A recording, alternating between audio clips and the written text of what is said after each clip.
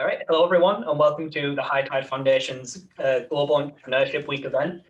Today I'll be speaking with three local entrepreneurs from the Tees Valley who will tell us a bit about their journey as well, and we'll hope to ask them a few questions and learn about their process. So first of all, we've got Michael Weeks. Hi, Michael. Hey. And Michael is from Yoga Mike. He runs a yoga company that tutors students as well as a few other sports clubs and things. Doesn't know it, Michael? Yeah. Yeah, that's right. Yeah. And then we've got Mark Easby from Better Brands. Hi, Mark. Afternoon. So he runs Better Brands, which is a branding agency located in Teesside, as well as a few things in London too. And we also have Chloe Clover, who runs Wonder Films. Hi, Chloe. Hey. Hey, yeah, so Wonder Films does local advertising and video projects for lots of businesses around Teesside. Yeah, good. Yes, we do. Yes. So, so in terms of Global Entrepreneurship Week, I don't know how much everyone knows about it, but it's, as you can tell, it's a global initiative that goes on around the world, and it's focused on helping young people start businesses and to help businesses. So Teesside's been really helpful in this kind of area. And so right now, the Tees Valley Combined Authority are offering £20,000 of funding that are starting their own businesses. So if you get any business ideas from this kind of video or anything you have anywhere, I'd really recommend looking up the Tees Valley Combined Authority and getting in touch with them. There's some great free funding. It doesn't matter what your idea is, they'll work it through with you and offer you funding through that. So yeah, have a look at those. There's also things like Digital City, which I know Chloe and Michael have worked with before, which is great. I think Mark did as well, actually. You did something through, yeah. So yeah, they're great for helping with business advice and funding as well. So yeah, to start all off, we'll just do a bit of an introduction to each person and your businesses. So we'll start off with Michael. So can you tell us just a bit about yourself? Yeah, sure. So basically, I set up the Yoga Mike group about, I think it was about 3 or 4 years ago now. I developed a passion for yoga myself, and I was also training to be a primary school teacher at the time. I got into primary school teaching. Really enjoyed working with the kids in the school, but it just wasn't for me in terms of a lot of the planning and a lot of the other things behind it. And I was sort of torn, really trying to find a way to combine kind of that passion for yoga and mixing it with working with kids. And basically, in a nutshell, I kind of made the decision to leave teaching and take what I considered was a leap really out of a secure job into setting up my own business. I've always had that entrepreneur flair, and I just went for it. I just thought now's kind of the time to do it. So I went to the head teacher and shook his hand, handed my notice in, and left at the end of the year really, and used my connections with schools, particularly primary schools, but a few secondaries as well, to start getting in and actually teaching yoga to children and helping them with well-being, supporting their mental health, and doing it in kind of a child-friendly way. So the idea kind of came from just two passions that merged beautifully together, I guess, and became Yoga Mike. Things kind of grew really quickly, and then I had to start learning about running a business and taking on staff and things like that, which is quite intimidating when you're just setting up, to be honest. But yeah, things are going pretty well. I didn't want to go through all the questions. I've got the questions behind me, so should I wrap it up there and pass it on? Yeah, that's fine. That's fine for now. Yeah, sounds very good. So those two passions coming together to make a business, yeah. Great. So yeah, Mark, do you want to introduce yourself a little bit and introduce your business? Yeah, of course. Yeah, I'm Mark Easby. I run an agency called Better, and Owen said we're based on Middlesbrough, but last couple of years we opened an office in London as well. We set up the business about 12 years ago now. After really, I suppose, going back right to school, I had no idea what I wanted to do, and pick my options, pick my subjects, and pick my university course based on just stuff that I was interested in, which was like media related, quite interested in design, quite interested in sort of radio, TV, and then at the time, all those years ago, this internet thing was starting to be born as well. Start to get a little bit of focus for the first time that I wanted to work in that particular industry. So got a job with a local media company and sort of started working my way from being like a web designer to actually dealing with clients and looking at a bit more of the business side of things.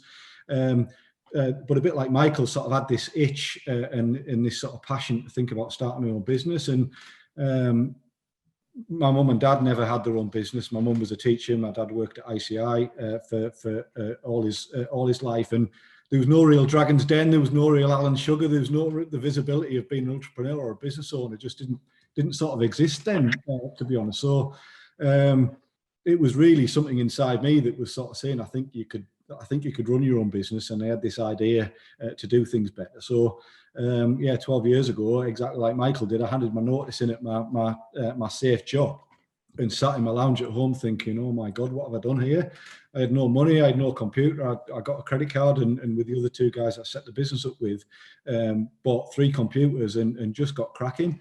And sort of the rest is history, and we'll go into sort of the growth of the business and some of the challenges that we faced from there. But started thinking about all the brilliant things and exciting things about running a business, but also all those scary things about money and employing people and finding clients and sales and all those things that make a business tick. We had to learn very, very quickly about. We knew we were brilliant at doing stuff, but it was all that business stuff that was the scary thing, really. So. And now we're working with some amazing clients across Teesside and Tees Valley, as well as nationally. And just today, actually, we launched our first international brand for a company called Drops over in America, which is incredibly exciting for a little business that started here in Middlesbrough 12 years ago. So it's an exciting journey. Yeah, sounds great. So a lot going on then, and a great process there of how you got to your idea too. So Chloe, do you want to give us a bit of a run through again, a bit of an introduction to yourself and what your business is? Yeah, absolutely. So yeah, I'm Chloe Clover. I'm the creative director of Wonder Films. I also founded the company as well. But giving yourself a fancy title sometimes helps. But yeah, so I what we do is we create really cool videos for businesses. So we create like really cool social media videos, really cool adverts, anything that you see on TV that is like an ad or something like that. That's what we do for businesses. We had a bit of an unusual journey into the world of business. I actually was and I don't suggest anybody does this, by the way, but I dropped out of school. I just didn't fit in too great there. No one should do that. This is what happened. I went to, I still did my GCSEs. I just did it a little bit of a different way. And then I went to art college and I studied fine art and photography, and it was things that I was really passionate about. And that I discovered then that I actually really liked filmmaking. But I didn't realize that you could do that as a business, as a real thing. And I ended up dropping out of college as well. Also, don't recommend that. I went into a normal everyday job. And yeah, although the job was cool and I was a support worker, I was helping people and I loved doing that, but it wasn't really what I wanted to do. It didn't get me going. I hated Monday mornings. It was like, it wasn't for me. So I ended up leaving my job, similar to these guys, and I bought a one-way ticket to Australia with my friend. And then while we were in Australia, we sold everything. We went to Australia, didn't know what we were going to do. And it was while we were over there, we started working on some TV stuff and we found our passion. And then we were sat on a beach one day and we were like, do you know what?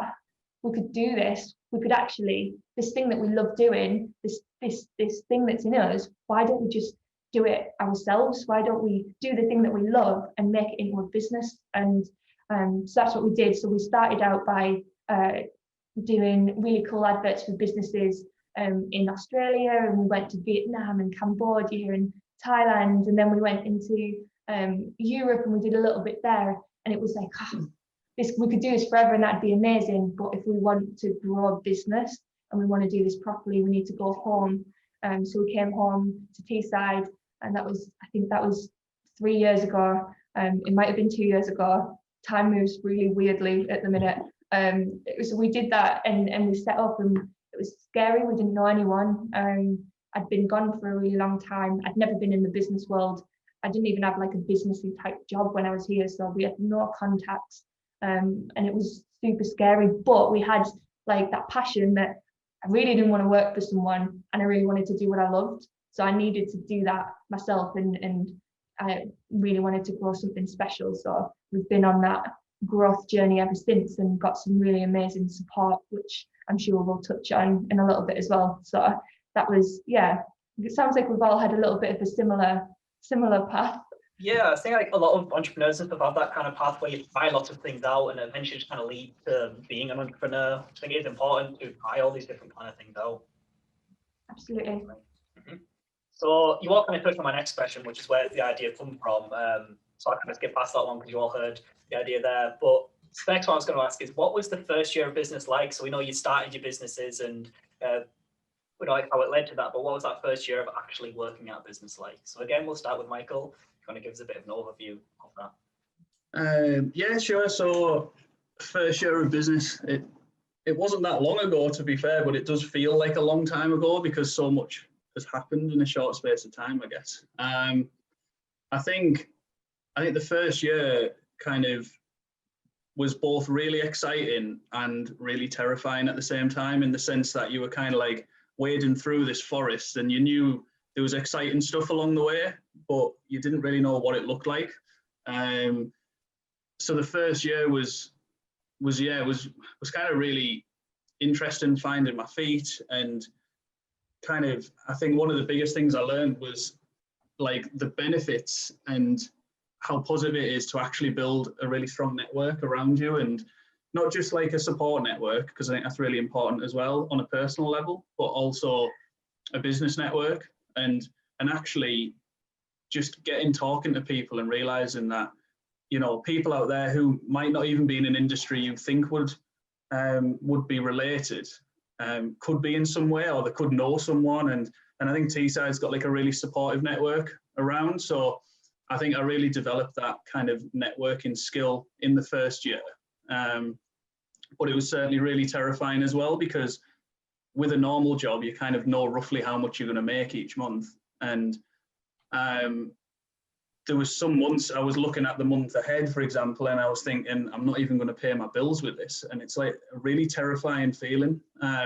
It certainly gives you the kick up the backside to get out there and make stuff happen. And I think because I was so new to it, I was spending so long trying to strategize and plan how I was going to go about kind of getting business in schools and stuff.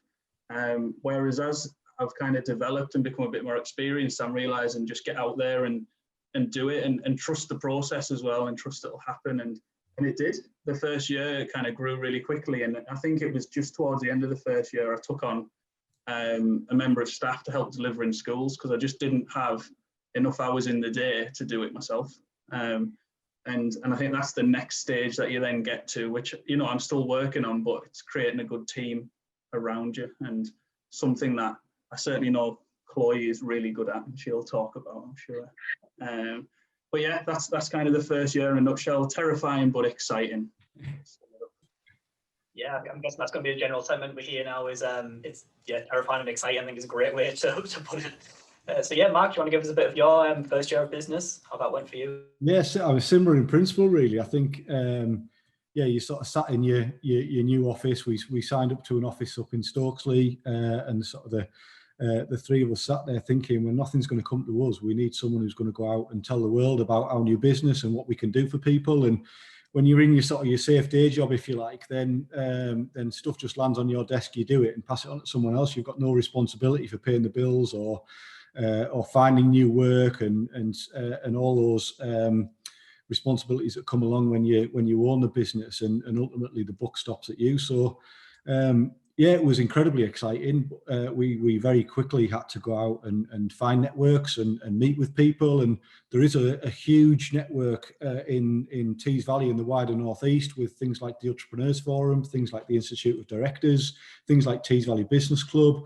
There's lots of organisations where you can go, meet new people, network, talk, understand their businesses, talk about your business to them. And quite quickly, when you sort of build your profile and build your reputation up and start delivering some good work with some good people, the phone does start ringing, and when that started to happen, it starts to build your confidence, and suddenly things don't start seeming as scary as they once were. So yeah, it was very similar, and there was lots of learning to do. Obviously, we knew actually how to build websites and do all the design stuff and all the things we did as a business.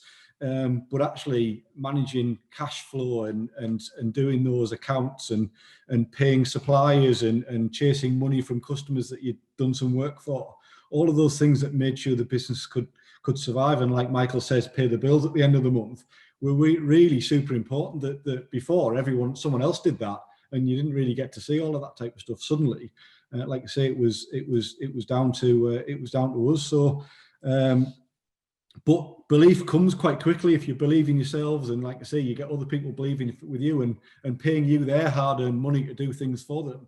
Then suddenly your confidence does really start to grow, and momentum starts to grow around your business, and certainly like Chloe's experience, that profile and that visibility, and suddenly when momentum starts building, things start moving really quickly. But I think that network, that mentorship, there was people that were really successful at building businesses that luckily wanted to spend some time with us and help us understood what running a business was all about. And really, you can't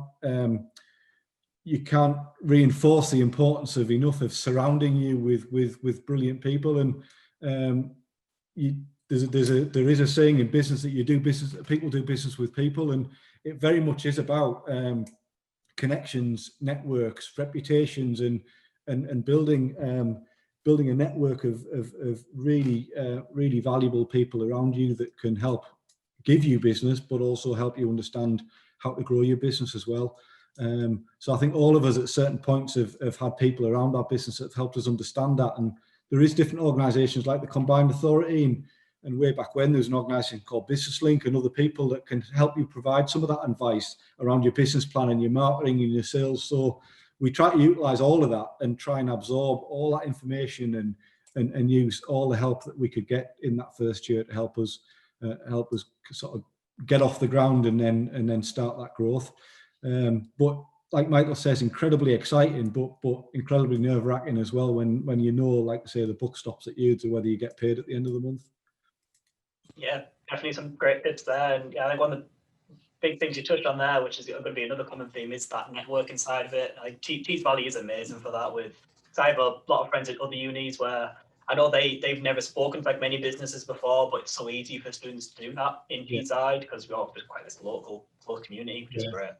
I think it's one of those skills you have to build. I mean, I was incredibly nervous when someone said, "Oh, you have to go to your first networking event," and I stood in the corner with a cup of coffee, like not wanting to talk to anyone. And actually, when you get talking to people are really friendly and they want businesses to succeed. So you start building those relationships, and they become really rewarding. And a lot of those people now I'd class as friends as well as sort of business contacts as well. And it's super important, especially in those early days, that you do try and get out and talk to people, and like I say, find out where the support is, find out where the people are that help you grow your business, and ultimately find out where those customers are that are going to help you deliver what you do as a business as well.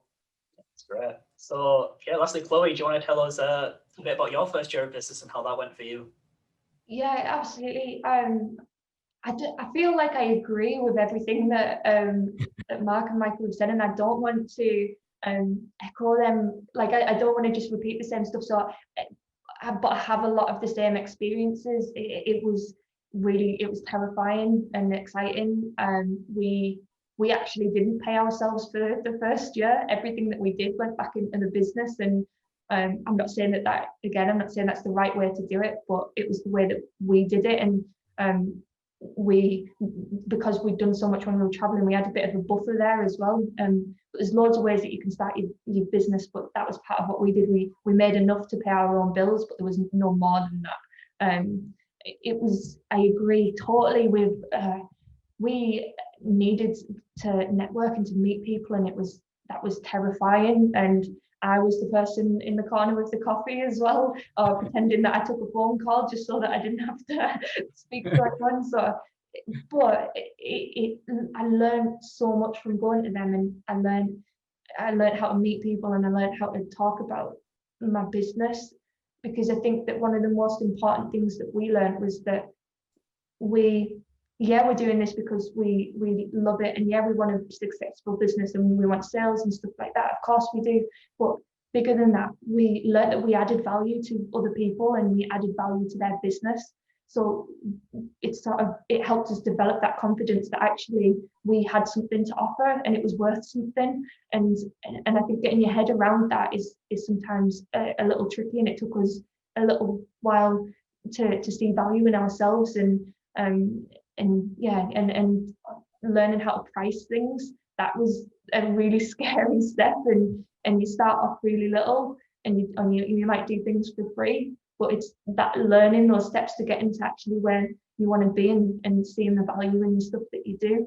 And we started, and also like Mike as well, we at the end of our first year was when we hired our first person, and that came with its own set of scary, nervy things. Being responsible for somebody else is quite a strange position to find yourself in, but also the best thing that you can do.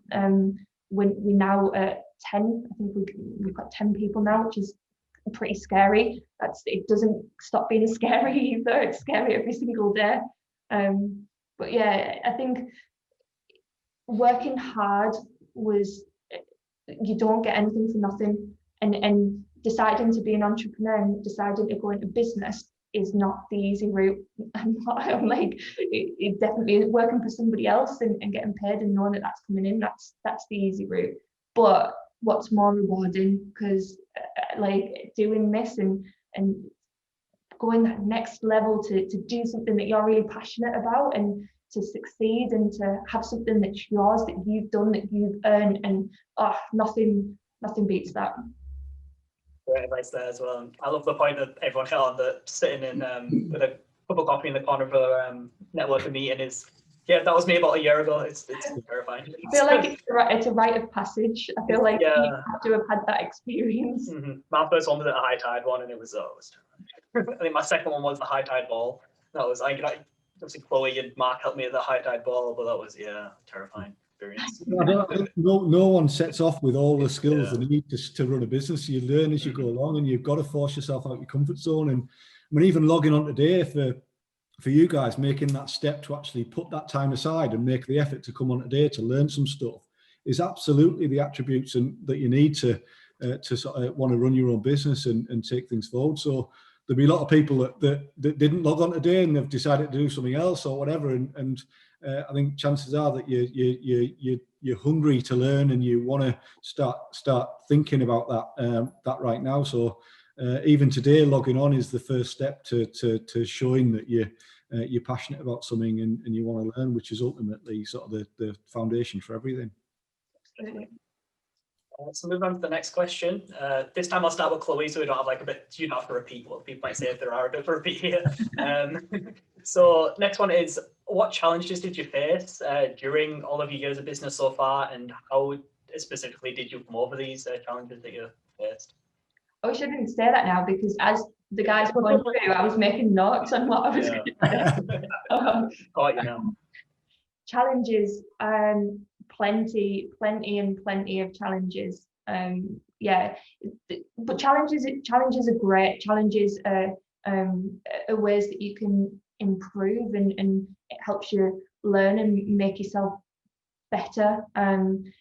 I think a really big challenge was that self-confidence thing. That felt like trying to overcome that and speak to people and speak in front of people. And so Mark was saying that it takes a big step even just to be on this phone call or this Zoom call. Even before I logged onto this, I was like, oh, I'm actually feeling really nervous about speaking to all these like amazing future entrepreneurs. Like, it's still scary, and a huge challenge was overcoming those nerves and learning how to speak to people. So that was a really big challenge. I also think hiring can be a bit challenging. We've been really fortunate that we've got a really cool team, but it's not a challenge because of the people that you deal with. But it's, again, I guess maybe it comes back down to confidence again, that it's a challenge to trust yourself enough with other people and trust other people to do a job as well as you think you can do it. So that's a little bit of a challenge as well. I think one of the big things that we learned was how to separate ourselves from other people, how to separate our business. There's something in business called a USP, and that's your unique selling point. And it's really surprising how many businesses don't know what their USP is, their unique selling point, and it's quite a challenge to find exactly what makes you special. And looking for that thing that makes you different to other people, it can be tricky, but once you find it, it's like that's like your key. That's the key to the door. You find that one thing that you do different or better or whatever it is than anybody else, that one thing that makes you stand out, and that's it. And with us, it was beat the score. We developed a slogan essentially, and we actually got a copyright on that slogan, and it was beat the score because we realized that our USP wasn't that we created videos, because not everybody creates videos, but there's people out there that do the same thing, but the way that we do it was different to the way that other people did it, and that was our USP. So a huge challenge for us was defining the thing that made us different. Yeah, that's great. I love that you hit on the USP thing there as well, because I think a lot of people think like a USP has to be like a product or something, but in fact it can be like a service or a whole kind of mantra to your business. It's a really important point to touch on. Yeah. So yeah, next up, Mark, same question to you. What kind of challenge did you face, and how did you overcome those challenges? I think some of the similar ones to Chloe. I mean, definitely sort of hiring, recruitment, finding great people, and learning to manage those people as well. A big challenge for me personally was sort of giving things up. We got to a stage where you can't do everything in a business, and finding, like, letting things go, delegating things to other people, and recognizing, looking in the mirror and thinking, actually, there's people in the business that are miles better at doing some of the stuff than I am. So let them go, let them do it, and they actually flourish and they actually grow, and actually the business becomes a much better place for it, rather than you trying to sort of control and do everything. So that was something that I had to learn as the business grew and more people came into the business, which was really interesting.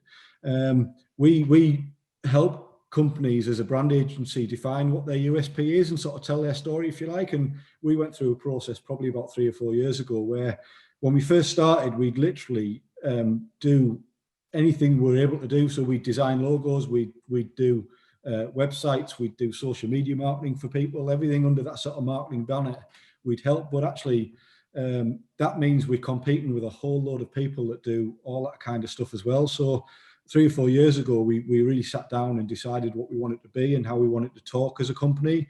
And we built what we call a Better Brand Builder, which is a process that we think is really unique to us, and the way we take clients through that process and what comes out the other end of that process is something that we feel is really special. So we talk all about that now. That's exactly what we do, and that's our big sort of sell. So people are really clear when they're looking for what we do, that like we're the specialists in it. And that was transformational for us as a business. And like Chloe says, that USP was something that really helped us stand. We've helped build a business on the back of that. And I think that we'll all share those really key challenges about finding your first customer. Where do we get that big job from? Chloe alluded to pricing as well, that you do start too cheap just to get business in and start growing. And then it's sort of repositioning as you grow and you build confidence and you start getting a client base and a portfolio that really showcases what you can do. You start getting more confident to charge a little bit more and start looking at possibly national clients, possibly international clients, and getting that self-confidence in you as a person as well as you as a business to say, why not? Why can't we be working for companies in Manchester and London and other places like that? And I remember the first day that we decided that we were going to think about going to do what we do in London, and it was me that got the train and went down to King's Cross and got off the train thinking, what the heck are we doing down here? There's loads of people that do what we do down here, and everyone was flying past, walking so quickly and that type of thing, and I was scared stiff.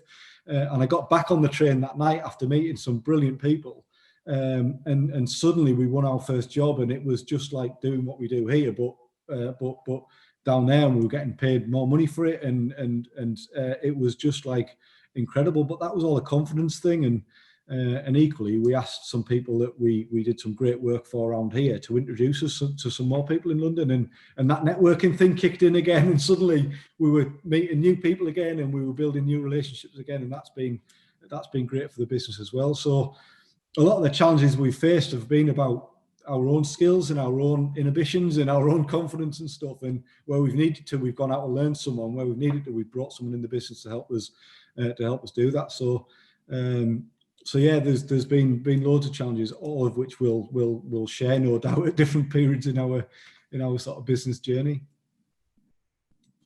Yeah, so yeah, again, great challenges that you faced, and I think that point in London as well.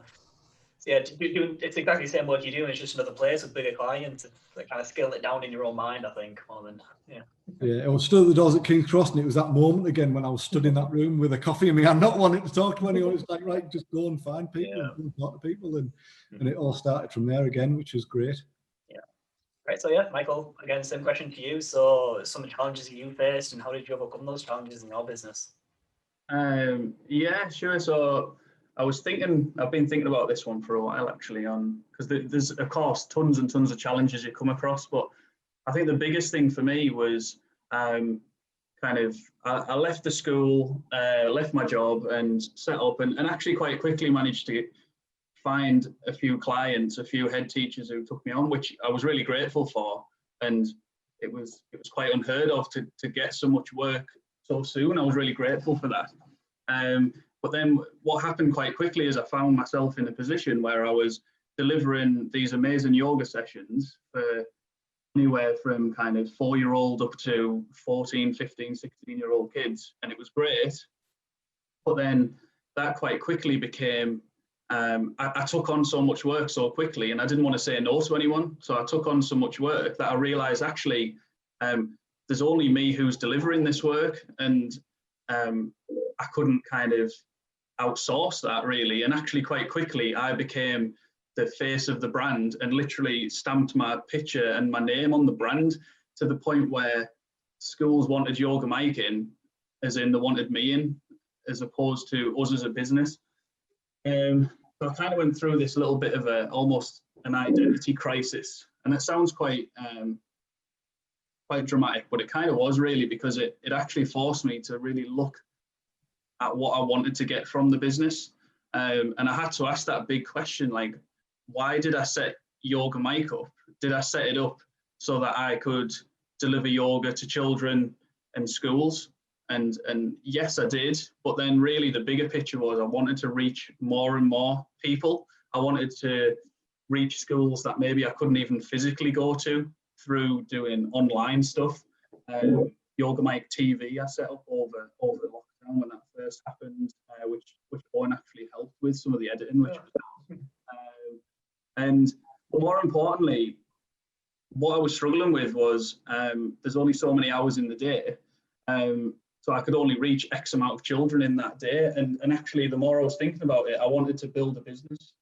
I didn't want to just build I don't want to say a job, but almost it became, I was just delivering in schools and that was my role, but I actually wanted to build a brand and build a voice, a brand voice really. So that was really hard, because when I took on that first member of staff at the end of the year, there actually wasn't really enough in the budget for me to pay myself and pay them at the same time, because because I could only have took on so much work in schools with just me. So I took that risk in a way. I looked at the market and I kind of thought, well, I can take on another member of staff and I'll kick myself at the backside even harder to make sure that we keep pushing out in schools and getting that reach. And that was the biggest leap for me, I think. So the biggest challenge that came with that was this whole new raft of business stuff that you don't really get taught.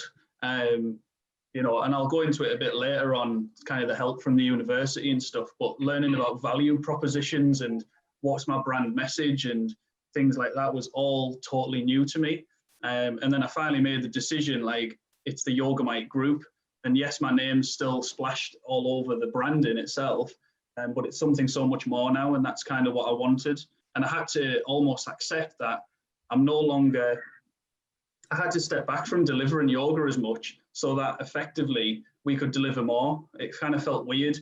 I had to stop delivering as much so that I could build more business, if you like. And that was quite a big step, and actually conflicted a lot with my identity, because I really wanted to just deliver yoga to children and send that message out. But actually I'm doing it now on a bigger scale by having to take a little step back. So I'd say that was my biggest challenge there, I think, in a nutshell. Well, it wasn't really a nutshell, was it? It was quite a long waffle, but No, it's fine. Yeah. All right, so now we're like just over halfway through-ish. I was wondering if anyone has any questions like to ask to any of the business owners. Does anyone have anything they want to bring up? No questions? All right. Well, yeah, all right, well, good. All right, so we'll finish with these last few questions from me then, and then we'll come back again if you think of anything. Maybe think of some questions in the meantime of things you want to know specifically, but yeah. So, type in the group maybe if people wanted to type them in. I don't know if you can. Yeah, if anyone wants to type them in as well. Is there a voice type in chat on here? I don't know how it works, but. So if you click the chat, type it into the chat, and then you'll be able to see that. Mm-hmm. Yeah, I can just read them out if no one wants to. If you don't want to speak them out loud, it's fine. All right. Yeah. So on our next question then. So what kind of support did you receive from the Tees Valley or from the local council or any universities or anything like that? I know some of you touched on it throughout this, but yeah, so we'll start with Mike. We'll start with Chloe, I mean. And yeah, so what kind of support did you receive from the local area? Are we starting with me, sorry? Yeah, I guess we just went Michael, so. All right, that's cool. If that's all right. Yeah, I think Mike and I were actually fortunate enough to have access to some of the same funding, which is great.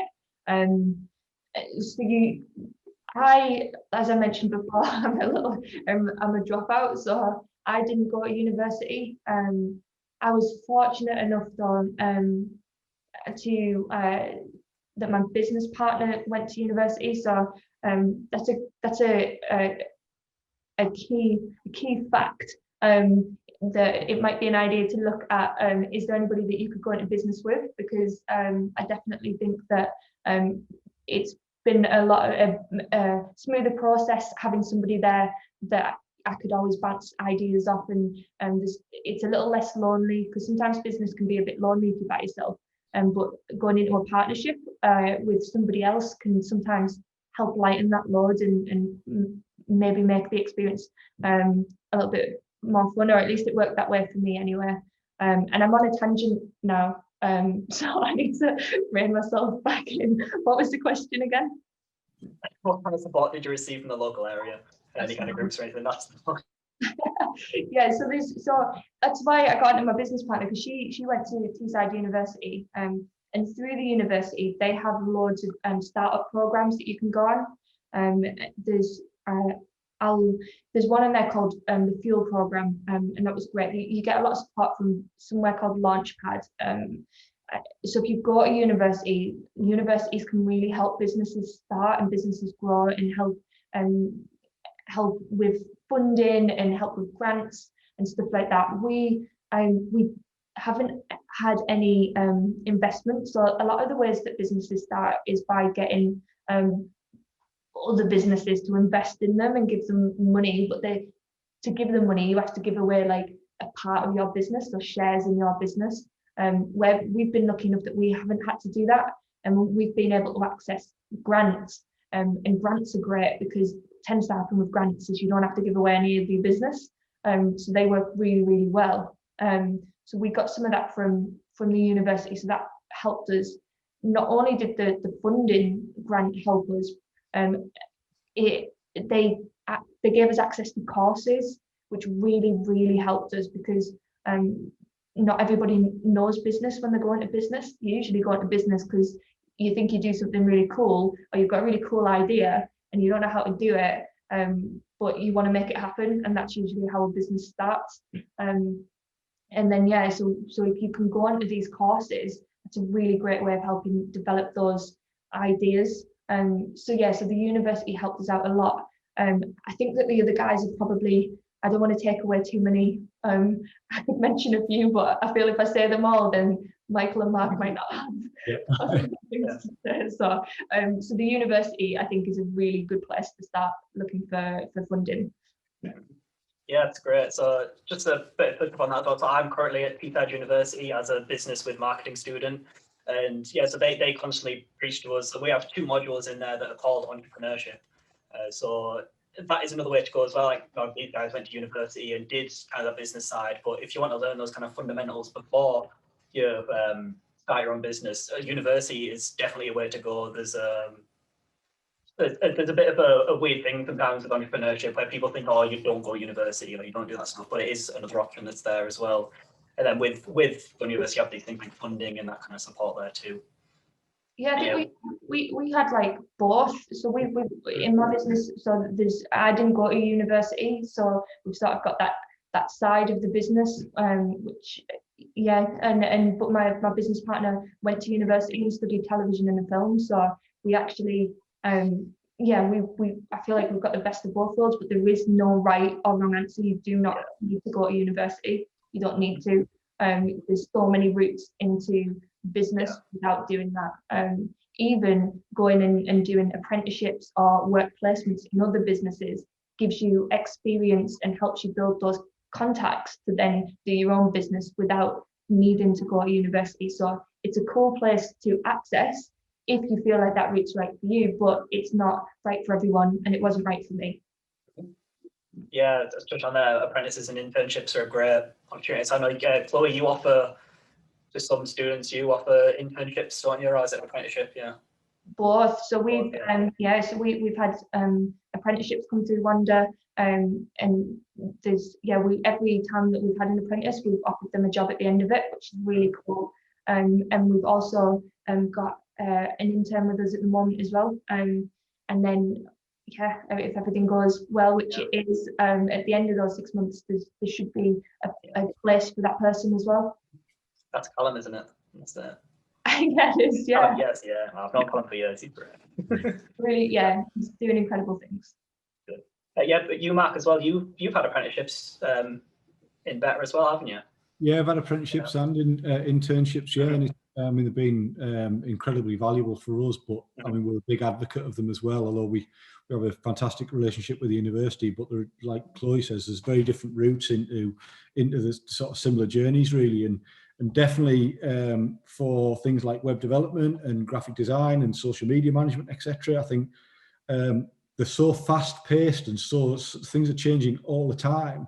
Actually being in the business and like learning on the tools, if you like, and being with really experienced people doing that every day is really important, as well as sort of that academic side of that, if you like, the more theoretical side of it. So certainly in certain industries, and ours is one of them, I think actually getting into agency life and starting a business, getting into a business and just experiencing what it's like to be in there is incredibly valuable.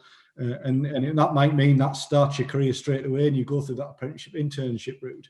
It might mean actually you want to add some learning to that and go back to the university route or the educational route from there as well. But we had lots of support when we were starting our business up, and we took everything we could get. We spoke to everyone that we could speak to. We set up in a building called the Springboard Centre in a industrial park in Stokesley, and with that Springboard Centre, it was like an incubation space for startup businesses. So there was someone on site as a business advisor that helped us just bounce ideas off, or have a coffee with, or talk to about a challenge or an opportunity. And that was really incredibly invaluable, through to support from people like the Combined Authority and the local council that, like Chloe says, can provide grants for things like computer equipment, or to help fund a salary for someone that you might want to take on, but it just might be a bit risky, and it might be the a little bit too early to help sort of fund some of that risk and part fund a salary. There's also things like the If We Can, You Can campaign, which was like an award sort of celebration campaign in the Northeast for startup businesses.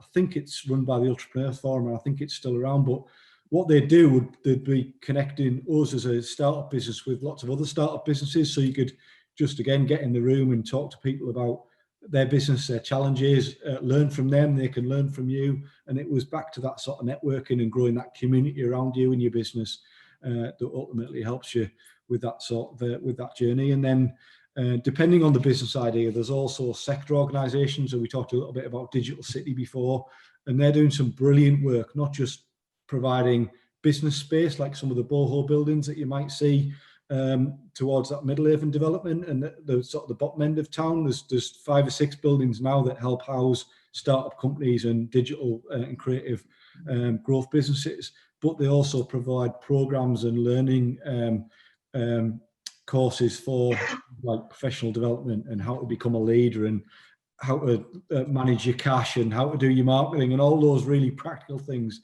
businesses need. And that's not just for the business leaders, it's also for other people in the business as well that might be getting used to their role within a growing business as well. It'll help them develop. So there's loads of support from learning and personal development through to funding support, through to, like I say, just networking organisations that help you just with that chance to have a coffee or a cup of tea with someone that you can bounce ideas off and help with that networking. So.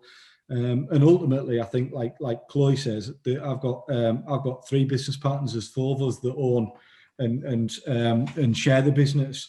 And if I was doing this on my own, it would be incredibly scary. Actually, having 4 business owners that are very different and have very different roles and very different personalities and skill sets, it's been much easier to help sort of grow the business and face some of the challenges that we've faced. With those 4 people, or with those 3 people beside me, if you like, all bringing different things to the party. So again, if you're thinking about starting your business, there might be people that you might want to bring into the business, either as shareholders or people that might want to help lead that business, that might be incredibly valuable. Yeah, so yeah, lots of great groups out there. As you mentioned, Digital City as well. That's a great one if anyone's thinking of starting like selling stuff online or anything like that, or e-commerce or programming or any of those kind of skills. Digital City is a great one. I used to be on their student board for a year, and some of the courses they offer through there, like I wish I could go and do them now, but I'm not allowed to, apparently. But yeah, it's great. Whether it's engineering or whether it's offshore wind or manufacturing or e-commerce, it doesn't matter sort of what the business idea are. There's sector-related organisations that can help do that, as well as more general business support from the Combined Authority and councils and things like that can help to help fund and advise. Yeah, definitely. So Michael, last up, do you want to tell us a bit about the support that you received in your business and what helped you get there? Yeah, so Chloe and Mark have mentioned all the ones that I've already accessed, which is fine. But more recently, I've accessed some funding through local government as well. So that's also a route to look at. So Teesside, for example, is being identified as an area where there's kind of a lot of rising cases of mental health, particularly in Middlesbrough. So this funding actually came through Sport England initially and was funded through down to different councils. So the Tees Valley councils all chipped in to kind of run this project to support men's mental health in Teesside, because that was identified as a real issue. Obviously, yoga and mindfulness lends itself to supporting that.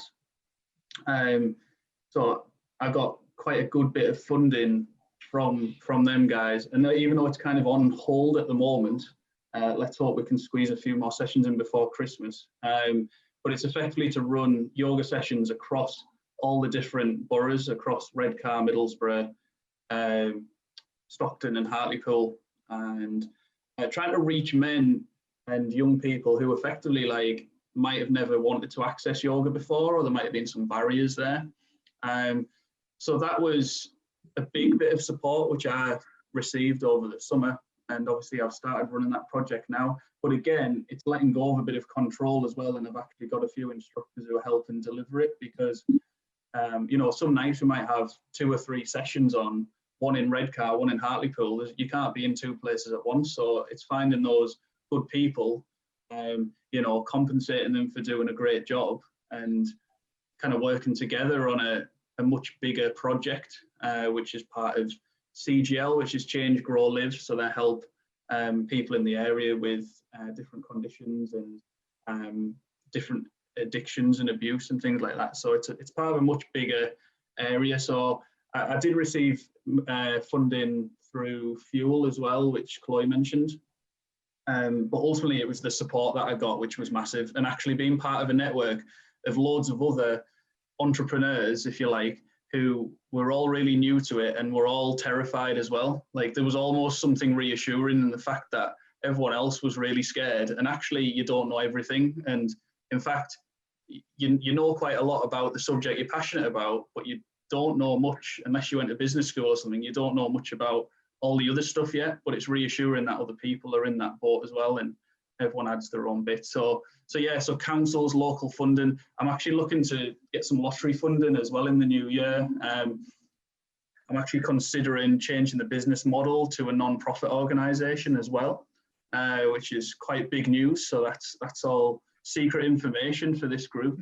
Not secret anymore. Not anymore. Everyone go post everyone. There we go. But no, it's not that secret, to be fair. But it will open opportunities, and the way I looked at the business was it kind of ran as a non-profit, and it'll help me access other pots of funding to help other niche groups within the Tees Valley. So that's definitely something to look at as well, depending on what your guys' plans are, really, I guess. So yeah, local funding as well is a big one to look at.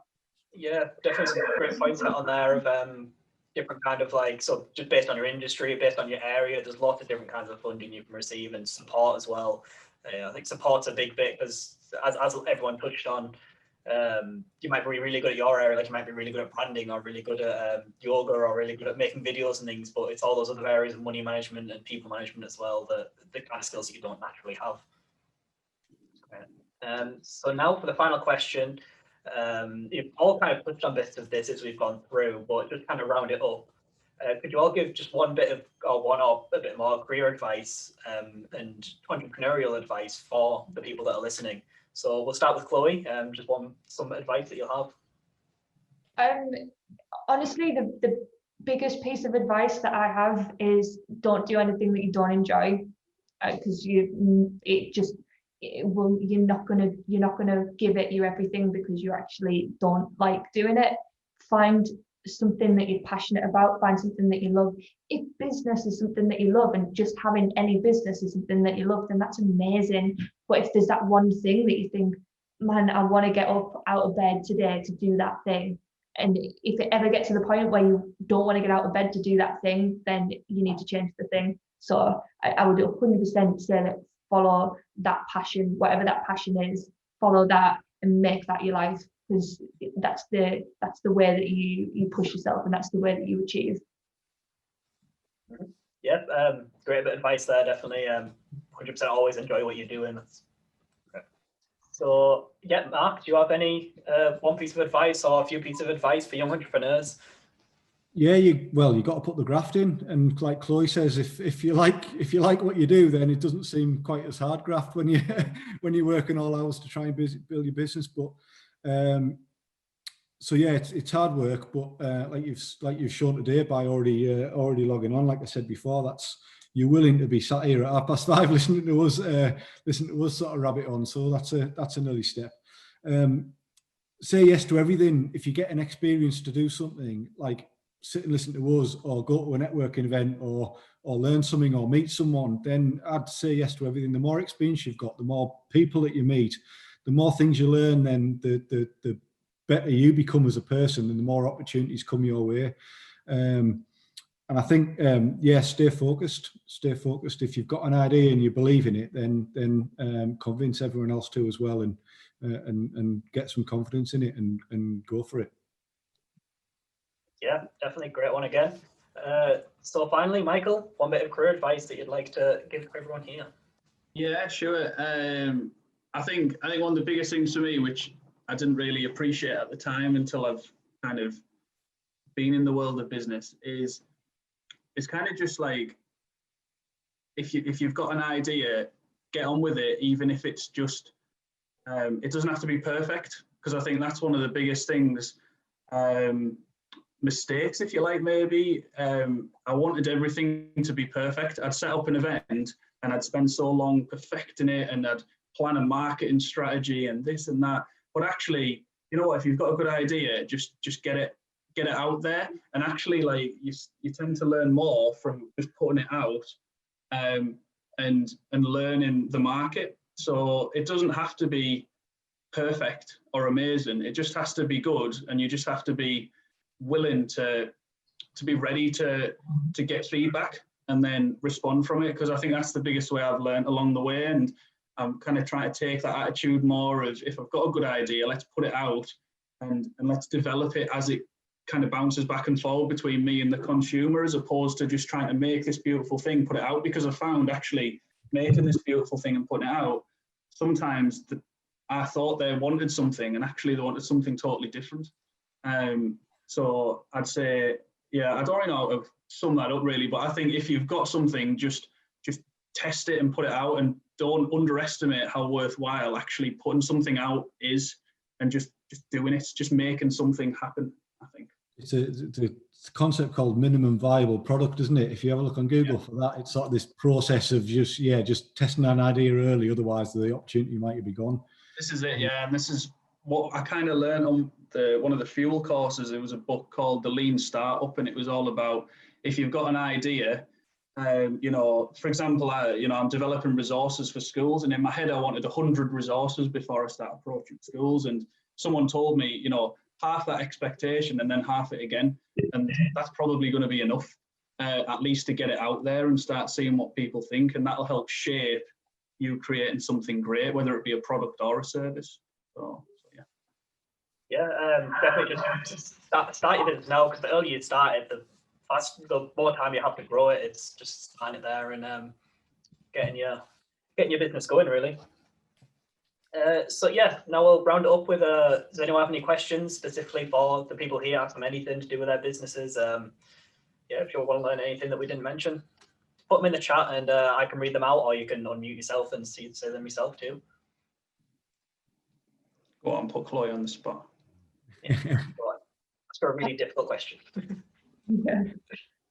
I feel like Michael, I feel like you were trying to say like that's be like Nike or be like Nike, and just yeah, I didn't I was want thinking to. that I was going through the just to any copyright, to be honest. So just in case I get sponsored by them one day, you don't know, do you? So yeah, but yeah, that's it in a nutshell. I think. I love it. Yeah, because it's your own business, it's your baby. You want it to be perfect, but actually, like, accepting the process of making something great is putting it out at this level and then developing it. And yeah, it's been a bit of a revelation, to be fair, and getting ready for a bit of criticism, but actually it's constructive and it's good. It's actually part of the journey. I think the businesses that succeed are the ones that take it on board and do something about it. Absolutely. I think it's also yeah, so you've got to take it on board. What people say is so important, but you've also got to trust your gut, and if you feel like something's right, then you'll kick yourself forever if you don't trust your gut and you don't go for it. And it's a really fine line between like taking everyone's advice and listening to it, and then taking it all in and then just doing the thing that you think is right at that time. So absolutely get people's advice, but follow that thing in here, the thing that tells you when something's right or something's wrong. It's usually right. So can I be bold and put some people on the spot and ask if anyone wanted to share if they had any ideas or any industry? Because I'm really interested in what like you guys are interested in as well, like what you are wanting to do. I know I'm putting you massively on the spot here, and I apologise. Just ignore me if not. But I just wanted to pass the question back really. So question time, we'll pass it back to you. Does anyone want to share like if they had any ideas or totally open or what you wanted to do? I don't know. I wanted to, well, what I want to do is I want to be an engineer. But before I wanted to be an engineer, I wanted to have my own business and doing something, but I didn't know what. But now I've got this interest for engineering. I think that's where I am going to go in, but I just didn't know how to do it. So that's why I wanted to do this session. Yeah, in terms of engineering, have you seen our learning hub yet through High Tide? I haven't, no. No, well, I'll share my screen now and show you what this might be helpful to everyone as well. This up here. Can people see my screen there? Yeah. Good, yeah. Right, so this is High Tide's Learning Hub. So this interview will be hosted on here as well. And what we do, so we as High Tide, we're a charity set up by local businesses to help students get into work experience and learn about the industries that they're interested in. But obviously, because everything's been shut down, we've switched onto this online learning platform instead. So this is our online learning platform that we've created, and it's getting added to all the time. So in terms of engineering, we have lots of interviews with local apprentices from PD Ports. You might want to watch them and listen to how they got into their roles, as well as there's Paula McMahon here who talked on tomorrow's Engineers Week about some different pathways in there. Or any industry people are interested in, click down here. You can just find any industry. So we have an interview with Mark, we have an interview with Chloe. I'm sure in the next few weeks I'll get Mike around to do an interview with me as well. But yeah, any industries people are interested in, just look on here and you can find the kind of how to get there and yeah, how to get into your industry. But yeah, we have fact sheets on here, videos. Yeah, there's all like extra content on there too. Yeah, that's a bit about that. Anyone else have anything to say as well? I think engineering is incredible. Like that's really exciting, and I think the opportunity to create something really special in that sector and in that industry is a really cool way. So if you've already got a passion in there, oh man, absolutely, that's definitely, I would pursue that. And yeah, and getting experience in businesses and getting experience in learning what business is could lead to you doing something really freaking special. And you're in the perfect place for it as well, being in Teesside. Like the amount of projects that are going on around here now are ridiculous. If you look at things like the Tees Works project that I know Mark's doing the branding for, yeah, I'm not just. Yeah, that's right. Yeah, that's right. Yeah, so the Tees Works project, which is bringing together all the different industry sites around Teesside and like one name, and there's things like the hydrogen project that's going on, the wind farms that are being built. Like you're definitely the perfect place for engineering around here. Definitely, I was just going to echo that, and you. I mean, what would be good to email around on maybe is some. I don't know whether we've got an engineering fact sheet yet, but just some of the companies that are in our membership base. People like Wilton Group, who've got a massive shed on the banks of the Tees just near the football club. That I used to walk past every week going to the football match, but I had no idea what goes on there. And actually meeting Bill and hearing Bill talk, who owns the business. And well, he calls them big yellow things, and the massive like parts for offshore wind farms built right here on the River Tees by some brilliant local talented engineers and shipped out across the world. Multi-million pound business, huge global engineering projects right here on Tees Valley, and they're just one of a million different businesses doing brilliant stuff. And Teesside's always had this heritage of like making brilliant global stuff. From steel making all the way through to the likes of Wilton Group and others that are doing some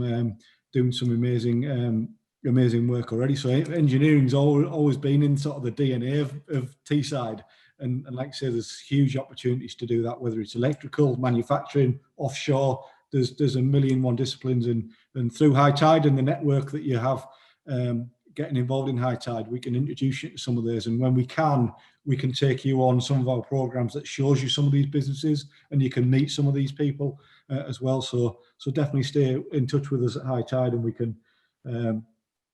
can show you. But even just doing a Google search for engineering companies on Teesside, you'll find some amazing stuff, and like I say, some really world-beating engineering companies right within 5 minutes of it. But for now, I'll just share my screen again. So the point of this whole session was to link with Global Entrepreneurship Week. So this is the Global Entrepreneurship kind of website. So we're kind of linking to this whole kind of idea.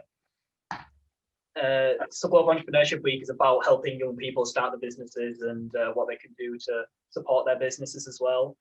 So you can look at all the different activities they have on here, and the kind of stuff that they provide to help businesses and support they give as well. And they have talks by industry leaders like Richard and things. You can watch those on there. It's kind of the same kind of stuff we have on our High Tide thing, on a global scale instead. But yeah, I'd have a look through there and look at the funding opportunities that are available on there too. But yeah, so using these different resources, learning about your industry you want to go into, and different ways to start your business is a great way to get into it. Yeah, and if there is any questions, I think if you follow up with Owen, and we can either signpost you to, I mean, I'm more than happy to follow up afterwards and speak to you, or answer a question over email, and I'm sure the others will be too. But through Owen and Lauren at High Tide, obviously there's a network of businesses in all different sectors of all different sizes and types and stuff that you can be introduced to, or at least connected to ask questions and do some research. And chances are we're obviously engaged with your school through High Tide as well. So there might be some events that we can run, or sessions that we can run to follow up on this. Definitely. Yeah, we'll touch on that. I'm actually not Lauren, as my name says here. I'm Owen. I touched on that at the start. It's completely wrong. But yeah, I think that's pretty much it for the session. Unless anyone has any final remarks or questions or anything.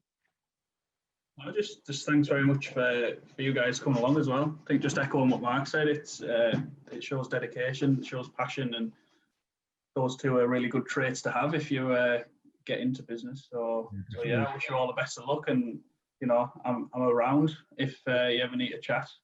Yeah, if you want to contact me, I'll send you everyone's emails and things, and if I'm okay with that, I won't send out anyone's emails. Yeah, if anyone wants any contact or anything, ask any questions about this, just email me, or visit the High Tide website as well, and you can get all contact through there.